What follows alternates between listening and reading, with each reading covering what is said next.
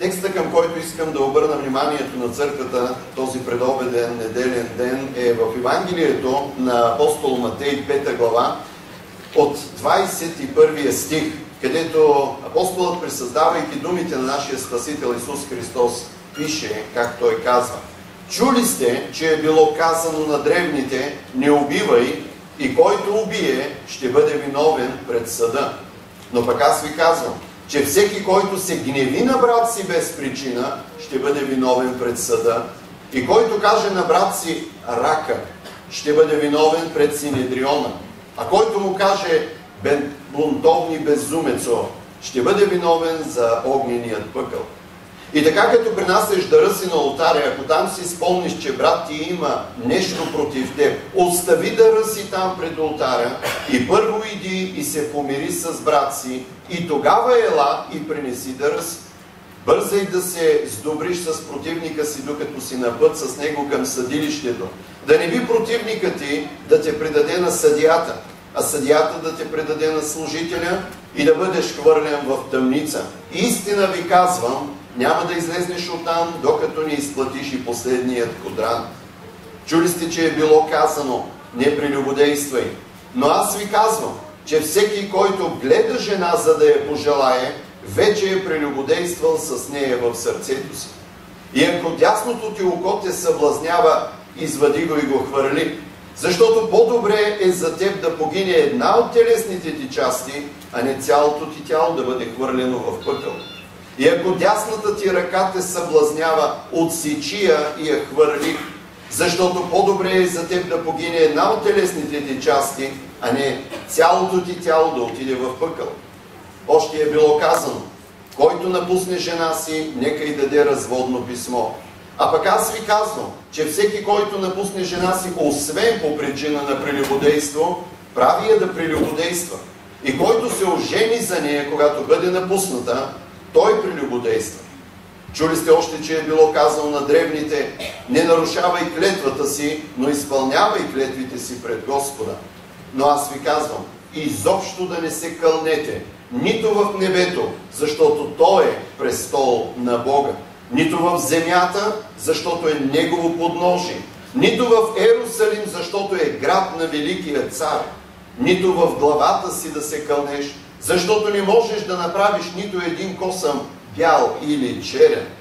Но говорът ви да бъде да, да, или не, не. А каквото е повече от това, е от лукавия. Чули сте, че е било казано: око за око, зъб за зъб. А пък аз ви казвам: не се противете на зливия човек, но ако те удари някой по дясната буза, обърни му и другата. На този, който би поискал да се съди с теб и да ти вземе ризата, остави му и горната си дреха. Който те принуди да вървиш с него 1 миля, иди с него 2. Дай на този, който проси от теб, и не се отвръщавай от онзи, който ти иска назаем. Чули сте, че е било казано: обичай ближния си, а мрази неприятеля си. Но аз ви казвам: обичайте неприятелите си и се молете за онези, които ви гонят, за да бъдете синове на вашият Отец, който е на небесата. Защото Той прави слънцето си да изгрява и над злите, и над добрите, и дава дъжд на праведните и на неправедните. Защото ако обичате само онези, които обичат вас, каква награда ви се пада? Не правят ли това и бирниците? И ако поздравявате само братята си, какво особено правите? Не правят ли това и езичниците? И Христос заключава в това свое слово, 48 стих, последния от Евангелието на Матей, 5 глава. И така, бъдете съвършенни и вие, както е съвършен вашият небесен Отец. Можем ли да кажем? И бъдете съвършенни. Не безгрешни, защото никой от нас не може да достигне това състояние, което единствено Бог и Неговите небесни ангели имат. Но Господ ни насърчава тази сутрин и отново преповтаря в ушите ни тази истина: бъдете съвършенни. А осъзнавайки какви бяхме, когато Господ ни намери, спомняйки си къде се намирахме, когато Той ни повика по име, припомняйки си какъв начин на живот водихме тогава, все пак откриваме някаква разлика в нашия живот. Някакъв духовен напредък, някаква промяна. И днес, идвайки пред Бога, отново бих искал да кажем: Господи, благодаря Ти за това, че Ти си ми помогнал да се променя. Дори с вяра: Господи, благодаря Ти, че Ти си готов и занапред да ми помагаш да се променям. Защото скоро стана въпрос по тази тема. Днес отново искам да я поставя на нашето внимание. Живота на християнина е една непрестанна промяна. И дори не само на вярващия. Всъщност промяна търпи всеки един човек в този свят, още от деня и часа на раждането си. Но най-вече тази промяна е нужна, необходима, която ние трябва да предизвикаме, към която ние трябва да се стремим, промяна, за която ние трябва да дадем всичко от себе си, на което сме способни. Но когато Господ дойде за нас на този свят, да не бъдем такива, когато ни намери, каквито бяхме в греха и в духовната поквара. Моето пожелание тази сутрин за всичките ми брати и сестри, за цялата църква: всеки ден променяй се. Но бързам да кажа: променяй се в положителна посока. Променяй се в по-добро. Променяй се по подобие и пример на Твоя Господ Исус Христос, в когото си повярвал и в чието име всички тази сутрин сме събрани. Променяй се, защото деня и часа, в който ти и аз спрем да се променяме, може да ти прозвучи много силно, но ще го кажа: може би вече сме духовно мъртви. Защото всеки един физически живот, всяко едно живо същество, дори не само при човека, при животното, погледни и в природата, в растенията, всичко, което има в себе си живот, се променя. И ако няма промяна, поставяме един много голям въпросителен: какво се е случило с това растение, с това животно, с този човек, с този християнин, ако няма промяна? Затова искам днес, дошли в Божия дом, да помислим за промяната, за нуждата от промяна, за средствата, които предизвикват тази промяна в живота ни, и също по какъв начин ние бихме могли да стимулираме, да предизвикаме промяната, а това, което е добро и положително, как можем да го съхраним, да го запазим. Защото предполагам, че поне един човек има в това събрание. Сигурен съм 100%, че поне един човек има в това събрание. Нещо, което е бил постигнал добро и положително, в даден момент да го загуби. И след това отново пак да се бори, да се изкачи на това духовно ниво. За един човек, както казва апостол Павел: познавам такъв човек. Сигурен съм, че поне има още един в събрание. Господ да ни научи промяната, която извървяваме, която изграждаме в себе си, да можем да я съхраняваме и да я запазваме в нашия живот. Всъщност, живота на човека е съпътстван от много и най-различни промяни на всяко едно ниво, във всяка една сфера, във всяка област на неговото съществуване. Истина, че някои от тези промени са желани от нас. Търсиме ги. Докато за други промени трябва да признаем, че са нежелани. Някак си идват без ние да сме ги предизвикали. Дори бихме искали да ги отхвърлим, да не се случат с нас, но уви, рождения ден отново и отново и отново, отново идва. Хубаво е, че можем да получим подаръци, хубаво е и за хората около нас, че можем да ги почерпим, но понякога не знаем точно какво да сложим на тортата отгоре. Мариан какво каза? Един голям въпросителен отгоре. Аз бях много щастлив, когато на 51 години имах торта и отгоре бяха сложени 5 и 1. Просто ги взимах и ги размених. Сега на 55 попробвах пак, нищо не се получи. До година със сигурност няма да го направя. Промяна, която някакси не е желана, не е искана. Но тя не ни пита. Тя ни чука на вратата и ни казва: искаш ли да те променя? Искаш ли да пораснеш още малко? Айде да го кажем по друг начин. Искаш ли да остарееш още една година? Искаш ли да станеш малко по-лош? Искаш ли света около теб да ти влияе със своите недостатъци и слабости? Искаш ли да станеш по-арогантен, по-зъл, по-гор, по-надменен, по-суетен, по-блуден? Не искаме. Никой не ни пита и се опитваме тази промяна да я задържим наистина като една огромна вода, която идва към нас, и ние като бент се стремим да спрем тези промени. Слава Богу, за някои успяваме. Но истина е, че за някои от тях се провалиме. Факторите за промени в живота, физическия растеж, стареенето, това, за което вече вметнахме, то е неизбежно в живота. Умственото ни съзряване води до вътрешна и външна промяна. Този натрупан житейски опит, който неминуемо получаваме с годините, Когато създаваме семейство, ние започваме да се променим. Млади хора, затова моят съвет е към вас, колкото се може по-рано започнете тази промяна в живота. По-трудно е, все по-късно. Някои се смеят, после други ще се смеят. Така че, колкото по-рано започнеш и тази промяна, позволиш да променя живота, създавайки семейство, да може да се получи една хомогенна смес между едната половина и другата половина. Но семейството ни променя. Раждането на деца. О, не обичам да се будя нощем. Като заспа 10, искам чак 6 сутрин да се събудя. Да, обаче като дойде, това малко същество там в стаята до леглото от теб и започне да плаче и 2 часа, и 3 часа, и 4 часа, и 5 часа. Ти се променяш.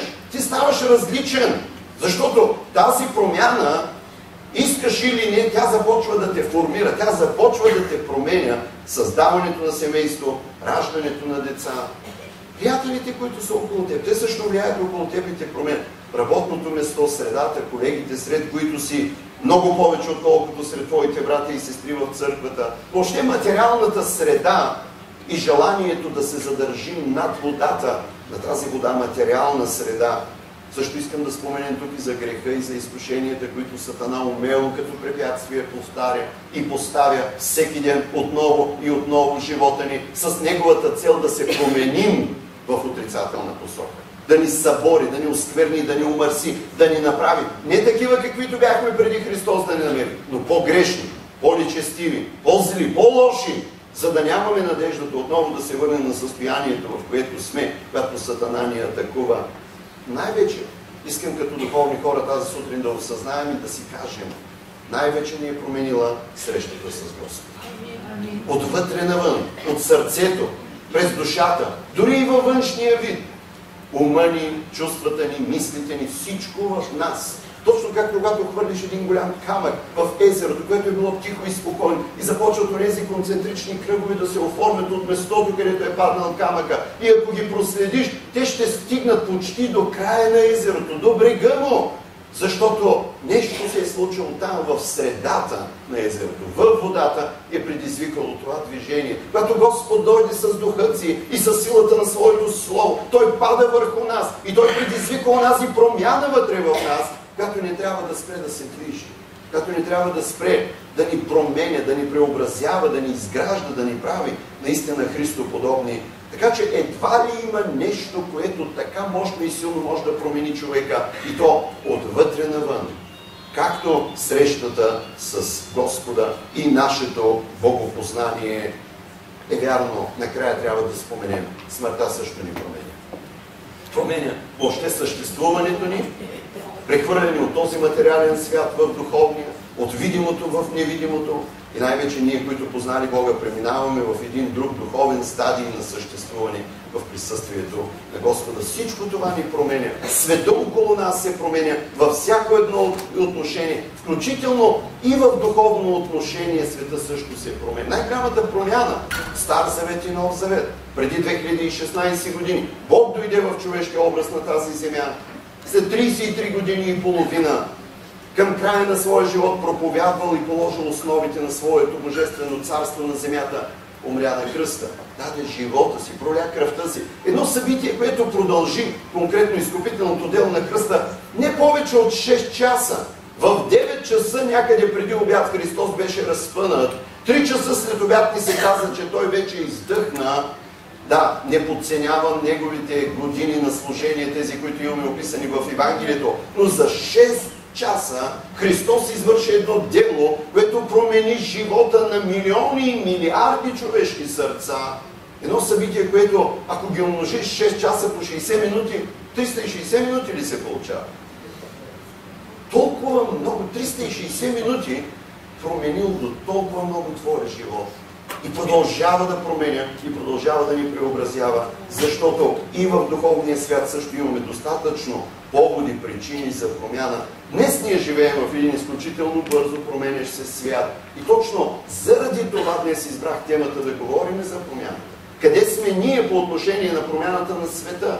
Стоим на едно место, връщаме се назад, променяме се в отрицателна посока, или наистина, което вярвам всички желаем, дошли днес в Божия дом, да търпим промяна, но да бъде в положителна посока, в Христоподобие. Ето, когато говорим, че срещата с Бога променя човек, искам да си припомним за един млад юдеин на име Савел. Всъщност, по произход той самия не беше юдеин, той беше вениаминец от Вениаминовото коляно в Яков. Но роден в Божия народ, израснал като един фанатичен фарисей, залегнал здраво върху истините на Стария завет, на закона, който Бог беше дал чрез Моисей, оформил своя мироглед твърде рано като един консервативен, дори бих казал фанатичен фарисей. И това беше неговото виждане за до края на живота му, че ако се променя, ще бъде все в тази посока. Но до един прекрасен ден, в който точно по пътя, по магистралата към Дамаск, малко бяха останали няколко километра, и там се яви една светлина от небето, която го събори на земята. Когато Савел падна и извика: кой си ти, Господи, който стоиш на пътя ми, който спираш моето служение, моят път, моето отиване към Дамаск, да вързвам християни, да ги водя на съд, дори ако е нужно да убивам измежду тях, но да наложа моето виждане и моето убеждение. Христос му каза: Савле, Савле, мъчно ти е да риташ срещу устен. Аз съм Исус, когото ти гониш. Стани, иди в Дамаск, ще ти се каже какво трябва да правиш. Вижте, само ако разиграем тази сцена, тук не става въпрос за час, не става въпрос за 6 часа. Тук става въпрос за една среща, може би не повече от минута-две. Светлината влеса пред Савел, той пада на земята. Чува глас, който му казва: Савле, Савле, защо ме гониш? Кой си ти, Господи? Аз съм Исус, когото ти гониш. Стани, иди в Дамаск и ще ти се каже какво трябва да правиш. 15-20 секунди. Но до толкова живота на този млад търсянин Савел беше променен, че от тук нататък, хващайки Новия завет на Библията, никога не трябва да забравяме какво може да направят няколко секунди, но среща с Господа. Какво може да направи Господ, когато му позволи Неговото Слово да достигне до слухът ни, до съзнанието ни, до сърцето ни и да предизвика тази промяна, която до края на живота ни няма да спре. Същия този Савел, по-късно вече преименуван като апостол Павел, години по-късно, на 65 годишна възраст, вероятно, в Рим, когато го полагат там на олтаря, за да бъде обезглавен, на кладата, за да му бъде отнета главата, и му казват: Павле, главата ти е крива. Удрай, палачо, главата ми може да е крива, но сърцето ми е право. Не можем да застанем твърдо за тези думи, да кажем, че непременно те са били последните думи на апостол Павел в живота му. Но си казвам, кое е това, което промени гонителя Савел, този, който мразеше Исус и не вярваше, че Той е Христос и беше готов да избива неговите последователи, да ги хвърля в затвор, сега самия той да бъде готов да умре за същата тази личност. Ето е среща с Господа, която променя, която преобразява, която те прави съвсем различен. Много бих искал, идвайки при Бога, ние да бъдем тези меки камъни. Ние да бъдем този мек материал, който да се поддава на промяна. Да не бъдем ние диаманта, да не бъдем ние кварца, да не бъдем ние този твърд камък, който по-скоро всичко около себе си би искал да промени и да потроши, но той да не се промени. Не заставай така пред Бога. Застани пред Него наистина като един неоформен, мек материал и позволи Господ да те вземе в ръцете си и да те сложи в онзи кълъп, в онази форма, която Той е определил за теб. И заемайки онова, което Господ е определил за теб, да бъдеш подобен на Него. Застани пред Бога мек, застани пред Бога такъв какъвто е. Ако има някой, който не се променя, и ако има някой, който няма нужда от промяна, вярвам, всички ще се съгласите с мен. Това е сам Господ Бог. От вечността за вечността, Бог, който не се промени.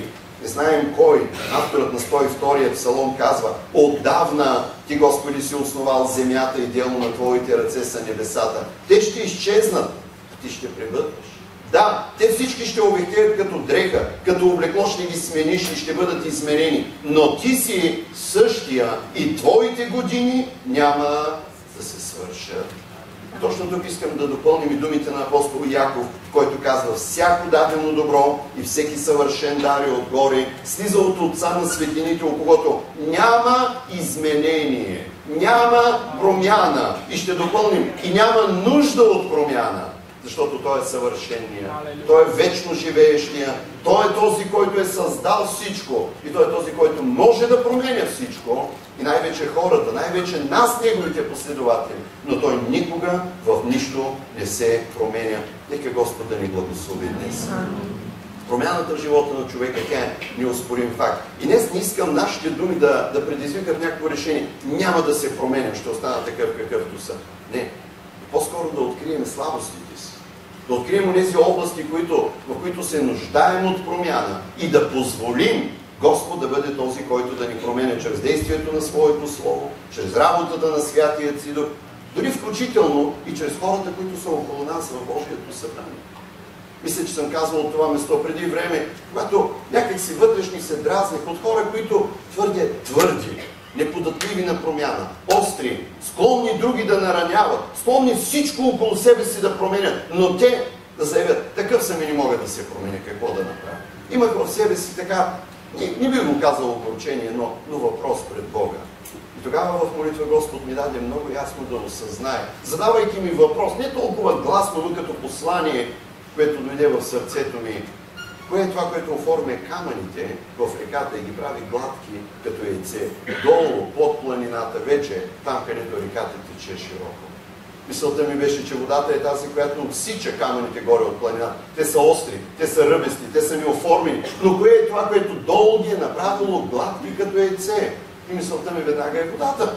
Защото тя е силата, която ги откъсва, тя е силата, която ги движи, тя е силата, която ги преобразява. Но въпросът продължи да стои в мен и усетих, че това не е правилният отговор. И тогава, мислейки си, визуално се опитах да си представя, кое е това, което изглажда камъните. Трябва да ви кажа, че аз бях много щастлив, когато проумях едно велико откровение. Моят човешки ум достигна до едно небесно откровение, което никога преди това не съм знаел. Че удренето камък в камък, ръб в ръб, остро в остро, прави така, че камъните да се изглаждат.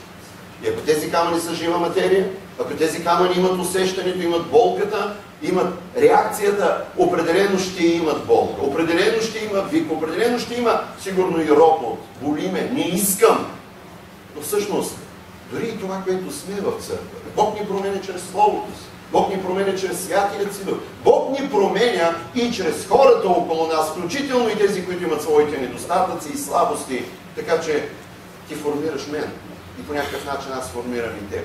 А най-вече Господ е, който ни благославя общо заедно и ни прави подобни на себе си. Отново искам да кажа, че не всяка промяна е положителна, но зависи къде ние сме поставени, в какъв контекст, дали в духовната среда на Христовата църква, или и позволяваме Господ да ни формира, било чрез Слово, чрез Духът си, чрез хора около нас, или поставени в контекста на света, където ясно, че прекарваме повече време в своето ежедневие, в работата, в училище, с съседи, с познати в този свят. Или позволяваме те да бъдат тези, които да ни формират, те да бъдат тези, които да ни изграждат, те да бъдат тези, които да ни правят различно от това, което разбери. Изключително отговорно за теб самия е в каква среда се поставяш. Защото в край на краища ние имаме свободна воля. Къде да бъдем? С кого да се обкръжаваме? Кои хора да допуснем близо до нас? И кои да позволим да бъдат приятелите ни? Кои да позволим да ни променят и в каква посока да ни променят? Един от хората, за които много завиждаме за мъдростта, която е имал в този свят. Един герой от Библията, за който имаме поне 2-3 книги написани в Стария Завет. Цар Соломон, който като младо момче възцарен на престола на баща си Давид, Бог му се яви на хълма Гавон и му каза: искай каквото и да желаеш и ще ти го дам.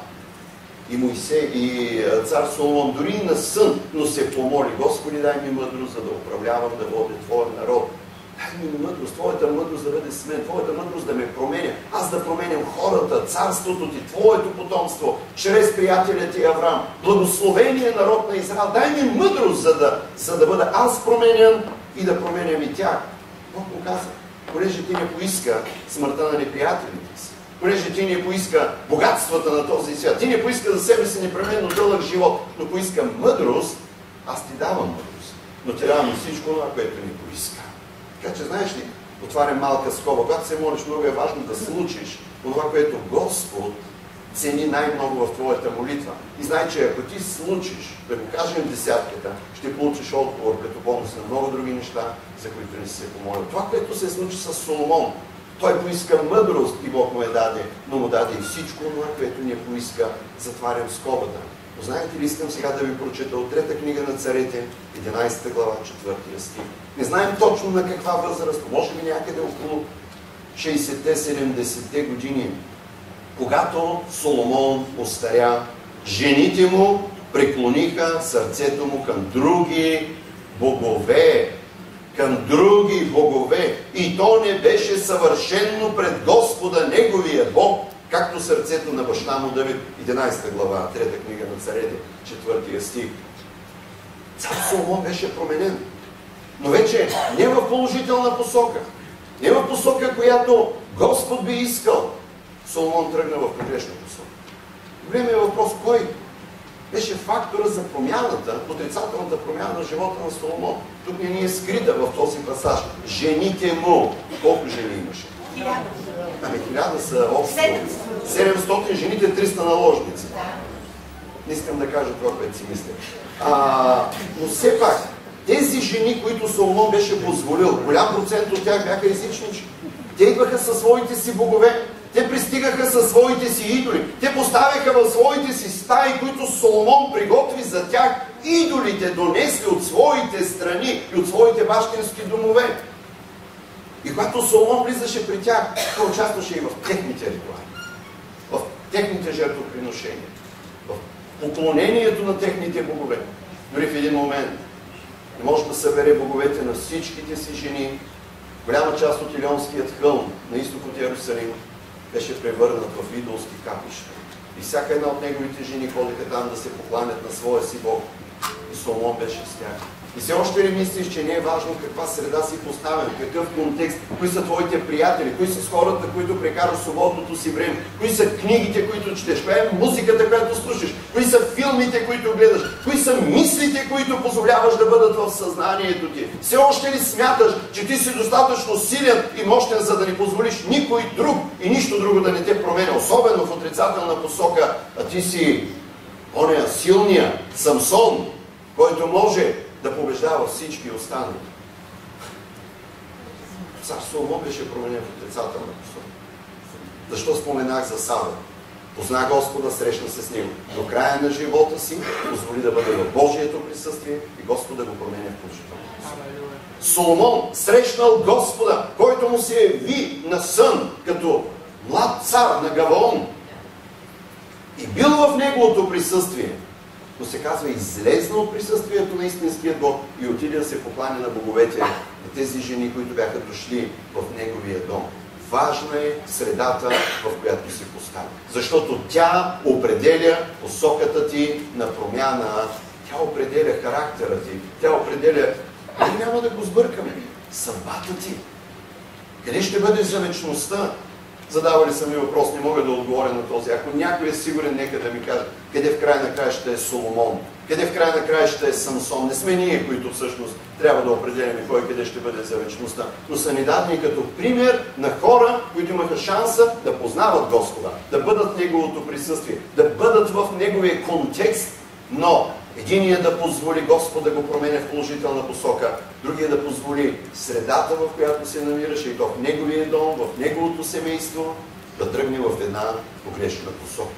Истина е, че ние се променяме, искаме или не. Някои от промените са толкова незабележими, аз ги наричам като промяната на голямата стрелка на часовника. Не можеш да видиш това движение, колкото и да се съсредоточаваш. Не като секундарника можеш да видиш неговото движение, дали е на импулс или е плавно, но можеш да видиш движението на голямата стрелка. Но след 5 минути, след 1 час, виждаш, че тя има промяна.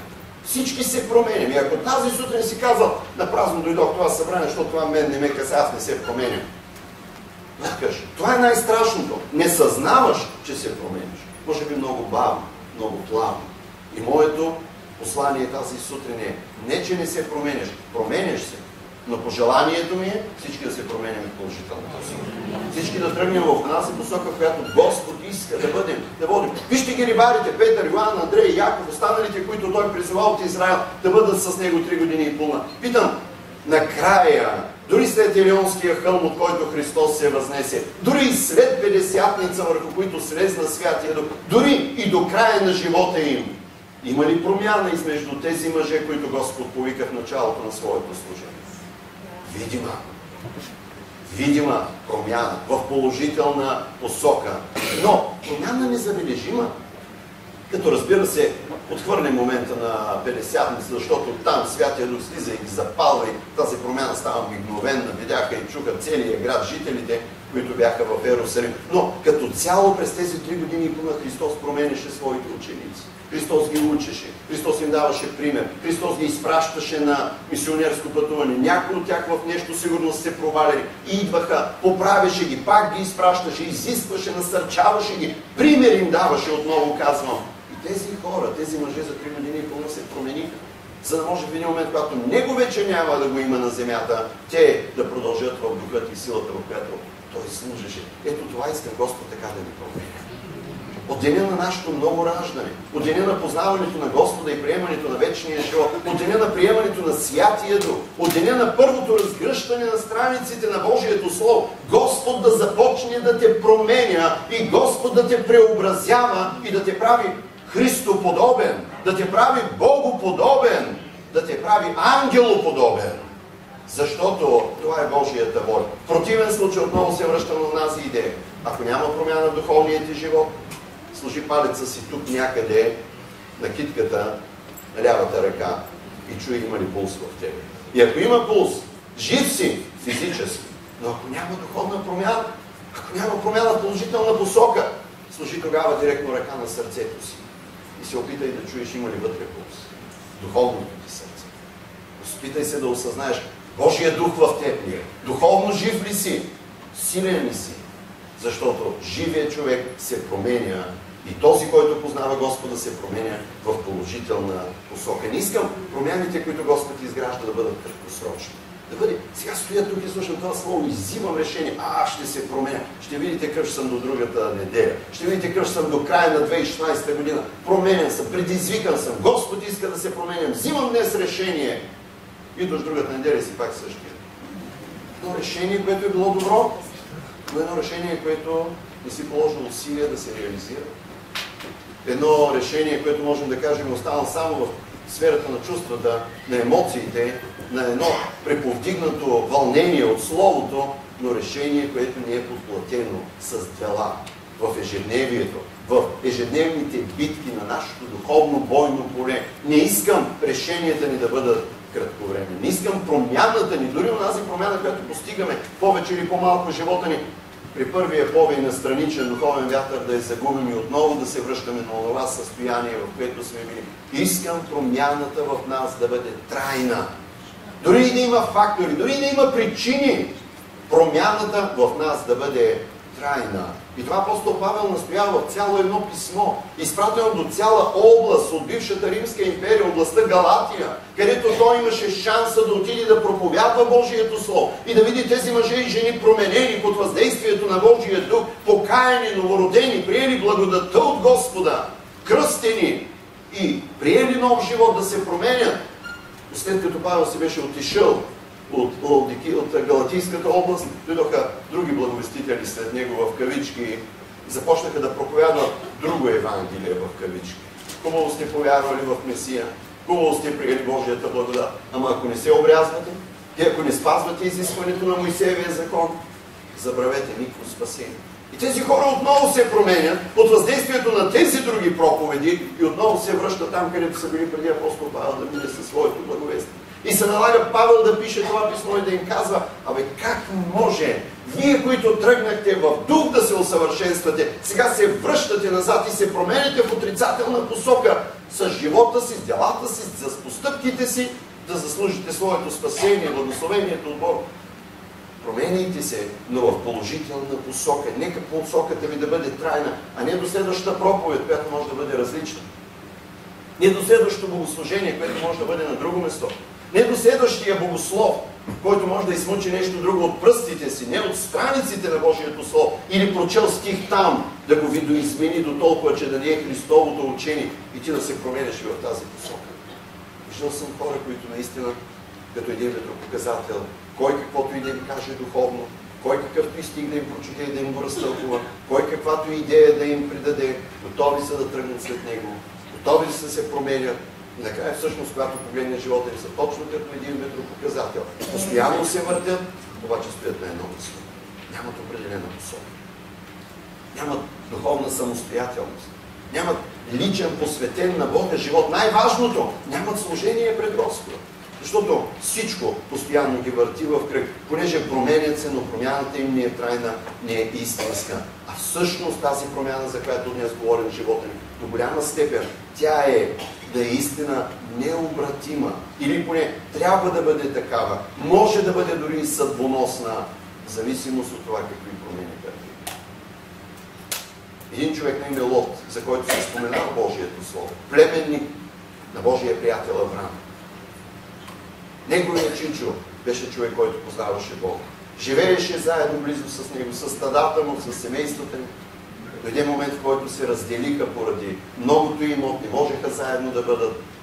И Лот тръгна по поречието на реката Йордан, по плодородието, по материалното благословение и се казва, преместваше шишатъра си сезон след сезон, година след година, до момент, в който стигна и се засели отвътре стените на град Содом. Един човек, който всяка година променяше своето положение. Един човек, който променяше себе си, но целта му беше придобиване на материални благословения. Придобиване на повече реколта през следващата година.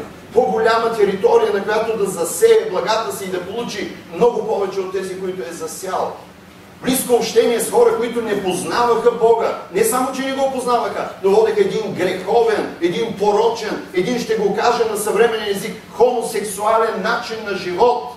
И Лот се приближаваше към този град до момента, в който един ден със слугите си, с семейството си, с съпругата, с двете си дъщери, с добитъка си, влезна отвътре стените на Содом и остана да живее там и си купи къща и там живееше. Лот се променеше, но посоката беше надолу по течението на реката Йордан. Лот се променеше, но притегателната сила не беше Господ, както на чичо му Авраам. Не беше нагоре към течението, не беше към Господа, но беше по лесното, по земното, по материалното, по преходното. В този момент, в който сам Бог трябваше да слезне от небето, и то пак поради чичо му, който застана там предния ден и се моли за своя племенник, който наистина се променяше, но промяната му беше в отрицателна посока. Поне него да измъкне, както главня от огън и двете му дъщери. За жалост съпругата му не можа да бъде избавена. Да, промяната наистина може да бъде съдбоност. Промяната наистина дори може да бъде фатална. Понеже стана въпрос вече за царя. Саул също се променяше. Особено последните дни на живота, последните години, последните дни, когато отиде при тази гледачка, която трябваше да му предскаже бъдещето, е предсказано. Утре ще бъде мъртъв. И наистина това беше фатално за промяната, която Саул допусна в своя живот. Скъпи мои брати и сестри, пак ще кажа, искаме или не, ние се променим. Защото ние самите сме несъвършени. Ние сме поставени в един контекст на променящ се свят. Всичко около нас се променя. Мога да кажа свободно, всичко около нас въздейства върху нас самите и ние да се променяме.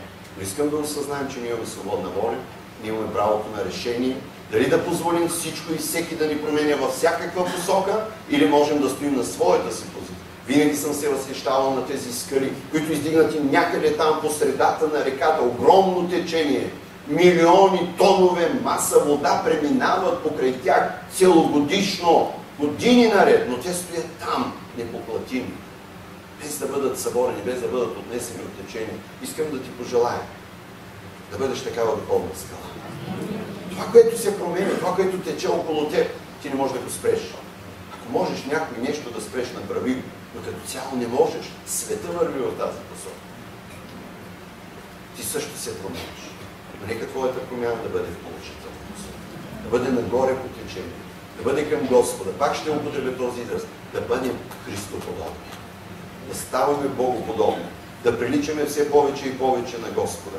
Затова и Христос в много от своите поучения винаги е изисквал тази промяна от последователите.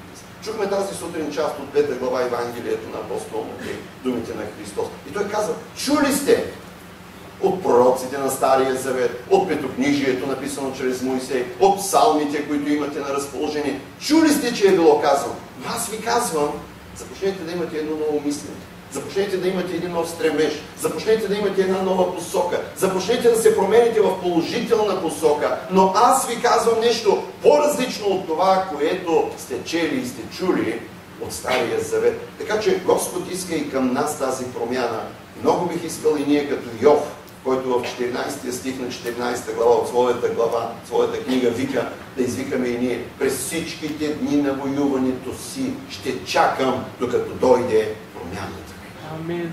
При някой от нас тази промяна може да настъпи изведнъж, както при Савел, но тя самата е основа за една продължителна промяна. През всичките дни на воюването си ще чакам, докато дойде тази промяна. Апостол Петър ни съветва: понеже Христос пострада по плът, въоръжете се и вие със същата мисъл. Защото този, който е пострадал по плът, е оставил греха, за да живеете през останалото в тялото време, не вече по човешки страсти, а по Божията воля. Защото чуйте, Симон, рибаря, какво казва? Защото достатъчно е миналото време, когато сте живеели така, както искат да живеят езичниците, като сте прикарвали в разврат, похоти, пиянство, голяи, опивания и нечестиви идолослужения. И от 7 стих продължава: а краят на всичко е наближил. И така живейте разумно и трезвено, за да се предавате на молитва. Преди всичко имайте усърдна любов помежду си, защото любовта покрива много, много грехове. Бъдете гостолюбиви един към друг без роптание. Според дарбата, която всеки е приел, служете с нея един на друг като добри настойници на многообразната Божия благодат. И така апостол Петър продължава, но тези думи също са апел за промяна на това, което бяхме, когато Господ ни намери, и това, което Той има като план, желание и намерение да ни намери, когато дойде втори път на тази земя. Никой и нищо да не е в състояние да ни промени в отрицателна посока. Никой и нищо да не е в състояние да забави нашата положителна посока. И накрая, никой и нищо да не е в състояние да отнеме онази положителна промяна, която вече сме постигнали, и да се връщаме наново назад от изходна позиция. Господи, благослави църквата си. Господи, благослави народа си. Господи, продължи да ни променеш като църква. Продължи да ни променеш като домове, като семейства, в отношение към Теб, отношение един към друг, отношение към хората в този свят. Продължи да ме променеш. Всичко около мене може да се стреми да ме завлече в погрешна, неправилна посока. Господи, искам да остана Твой, да остана Твоя, до края на земния си път да бъда Твой за вечност. И това го пожелавам не само на рождениците, които днес благословихме и за които днес се молихме, или юбилярите, или които имат някакъв повод. Това го пожелавам на Христовата църква. Това го пожелавам на вярващи от Подуинската църква. Това го пожелавам и на себе си, защото осъзнавайки това, което говоря, най-вече аз имам нужда да го чуя и да го реализирам. Предполагам, че поне още един в гласа. Амин.